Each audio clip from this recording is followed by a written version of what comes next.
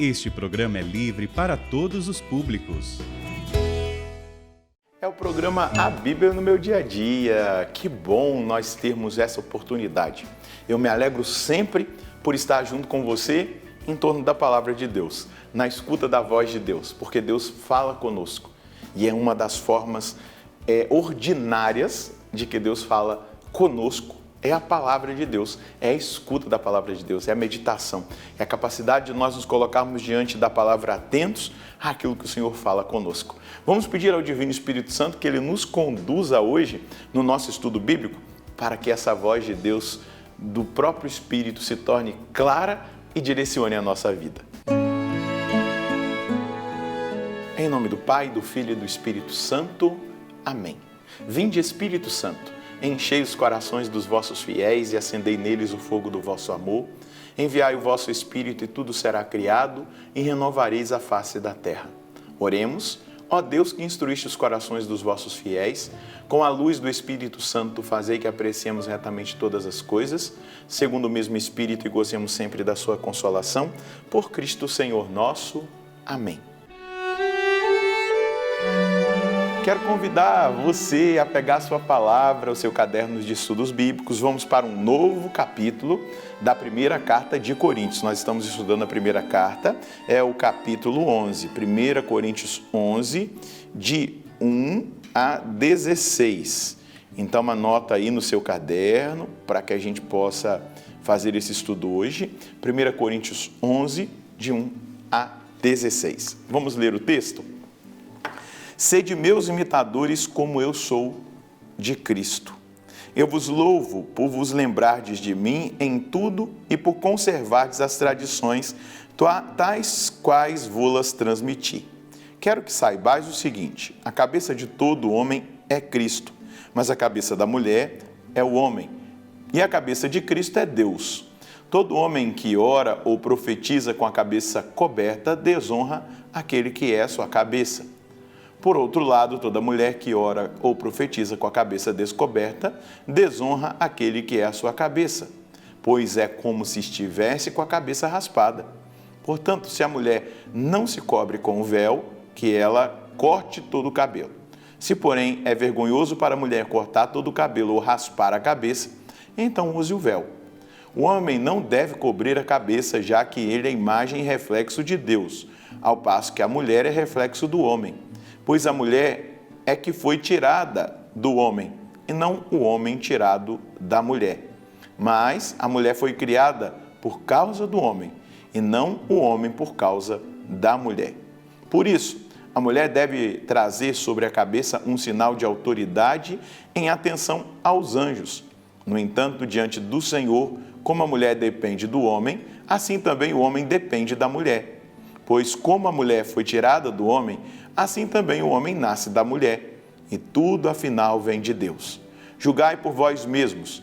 Será conveniente que a mulher ore a Deus com a cabeça descoberta? A própria natureza não vos ensina que para o homem é vergonhoso deixar o cabelo crescer, ao passo que para a mulher é honroso ter cabelos compridos, porque os cabelos lhe foram dados como ornato? Se, porém, alguém pretende questionar, saiba que nem nós, nem as igrejas de Deus temos tal costume. É importante a gente perceber que o versículo 1 que nós acabamos de ler, sede meus imitadores como eu sou de Cristo, ele é fundamental para nós, mas também ele é uma conclusão dos capítulos que Paulo respondeu, as questões que foram enviadas a ele pelos coríntios.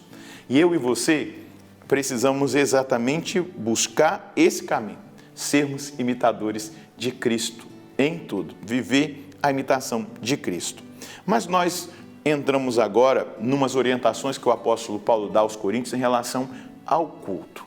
A primeira coisa que é interessante nós percebermos aqui é a sobrenaturalidade que Paulo destaca em relação ao culto, em relação à liturgia, em relação à vivência comunitária no sentido litúrgico da celebração eucarística. Ele vai dizer aqui: por isso a mulher deve trazer sobre a cabeça um sinal de autoridade em atenção aos anjos.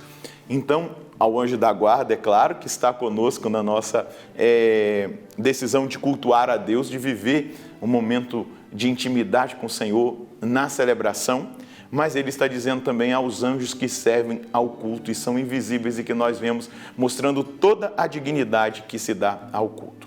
Depois, é importante a diferenciação que o apóstolo Paulo faz dos sexos, homem e mulher, sexo masculino e sexo feminino. Nós não podemos perder isso de vista, porque existem tendências e ideologias que querem diferenciar, ou melhor, unir, ou dizer que nós somos aquilo que nós escolhemos ser. Não, o homem e mulher.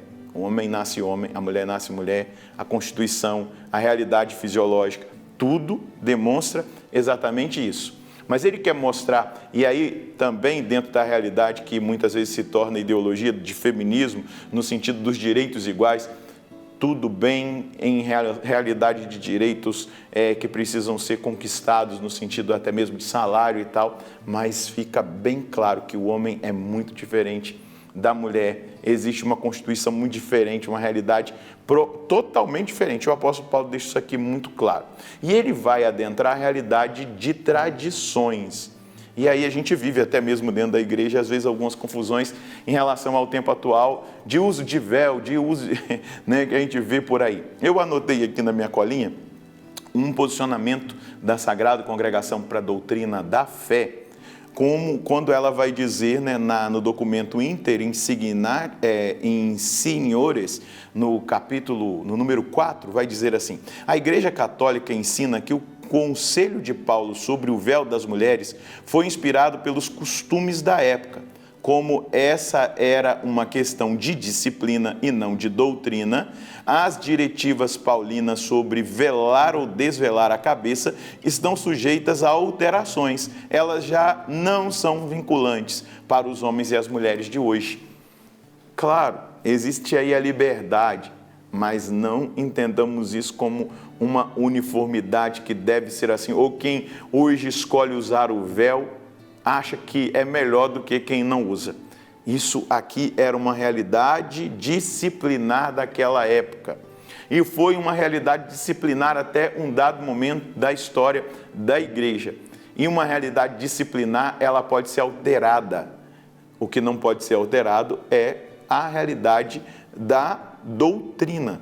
E hoje, a Sagrada Congregação para a Doutrina da Fé vai dizer, já não são vinculantes para os homens e as mulheres de hoje, essa disciplina da época do apóstolo Paulo em relação ao culto. Então a gente tem que ter o coração muito tranquilo diante disso. O mais importante de tudo é querer agradar a Deus. Sabe o que é mais importante para que nós cultuemos a Deus com todo o nosso coração, com toda a intensidade da nossa alma, do nosso ser? É estar em estado de graça, é desvelar o nosso coração para Deus, é pedir perdão dos nossos pecados, é estar ali por inteiro. Tem gente que fica conversando na missa, tem gente que fica olhando o celular na missa, tem gente que fica preocupado com o que está lá fora, tem gente que não consegue se concentrar. É a isso que nós devemos estar atentos. E tudo fazer para a glória de Deus e não permitir em hipótese alguma que o nosso coração seja tomado pelo orgulho, pela vaidade, por algum adereço. O mais importante é o coração. É claro, você não pode ir para a missa vestido de qualquer maneira. As meninas, as moças de camisetinha regata, com roupas inadequadas, da mesma maneira os homens de short, de bermuda. Nós temos que respeitar o ambiente do culto. Vamos pensar, você vai entrar num tribunal de short e camiseta para uma audiência com o juiz? Por que na igreja todo mundo vai de qualquer jeito? É isso que a gente tem que estar preocupado. Porque hoje as pessoas estão relativizando tudo e às vezes vão para a missa como se estivesse indo para um clube. Não, a gente tem que estar adequadamente vestido. A gente tem que estar adequadamente vestido de acordo com aquilo que nós vamos oferecer a Deus. E aqui, quando Paulo diz em atenção aos anjos, ele demonstra a sacralidade, a sobrenaturalidade. A graça de Deus, ela não faz acepção dos sexos, né? Masculino e feminino, homem e mulher. A graça de Deus é para todos, Mas para que nós vivamos na graça de Deus, nós precisamos estar em estado de graça. Como eu disse, o mais importante é estar com o coração limpo e puro para verdadeiramente oferecer o culto a Deus. E aí, olha, até o coração no sentido de mágoa. Se você se lembrar que tem alguma coisa contra o seu irmão, antes de fazer a sua oferta de adoração, volta para resolver o seu problema. O nosso coração tem que estar muito bem preparado para viver o culto de adoração a Deus, mas também toda a nossa preparação, tudo aquilo que nós precisamos viver em nível de vestimentas, de respeito, do sagrado. Nós estamos no ambiente sagrado, isso tudo é importante. Mas não coloque como essencial aquilo que não é a doutrina, mas disciplina e que já foi muitas vezes. E aqui a Sagrada Congregação para a Doutrina da Fé vai dizer, elas já não são vinculantes para os homens e as mulheres do dia de hoje. Se você usa, e se foi permitido isso na sua paróquia e tal, use com muita simplicidade, viva a modéstia, isso é fundamental, mas não se ache melhor do que ninguém, tá certo?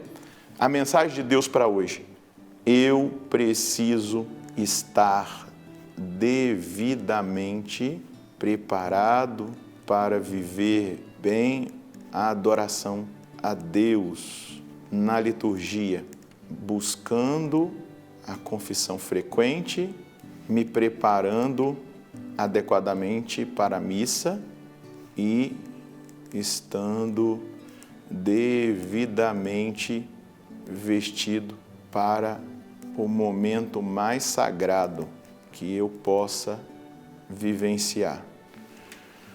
Aplicação da palavra de hoje. Fazendo tudo isso para a glória de Deus, você perceber, ter um critério de discernimento para que você viva bem o mistério. Sempre atento. Não aceite o pecado mortal. Busque a confissão com frequência. Reconcilie-se com quem você precisa se reconciliar. Vamos rezar? Senhor, nós queremos te agradecer por esse grande dom, por esse momento maravilhoso, onde o apóstolo Paulo começa a nos indicar caminhos muito assertivos para nós vivermos bem o culto, a liturgia, a Eucaristia, aquilo que de mais precioso o Senhor nos dá. Conceda-nos a graça desse respeito, conceda-nos a graça de ter um coração rendido, determinado por vivê-lo bem, a Eucaristia, a missa. Dá-nos a graça, Senhor, da modéstia, de estar bem vestidos para esse momento sagrado. Coloca no nosso coração essa reverência, esse amor e essa adoração. É o que nós pedimos, é o que nós suplicamos, Senhor. E é dessa maneira que nós precisamos perceber a sacralidade dos momentos litúrgicos que nós precisamos viver e valorizar. Sem nenhum tipo de orgulho, de vaidade no nosso coração, mas no desejo imenso de agradar e honrar a Deus com a nossa vida. Que Deus te dê cada vez mais discernimento para que você caminhe dessa maneira. Que Ele abençoe você e a sua família e nós nos encontraremos no próximo programa, se Deus quiser, no nome do Pai, do Filho e do Espírito Santo.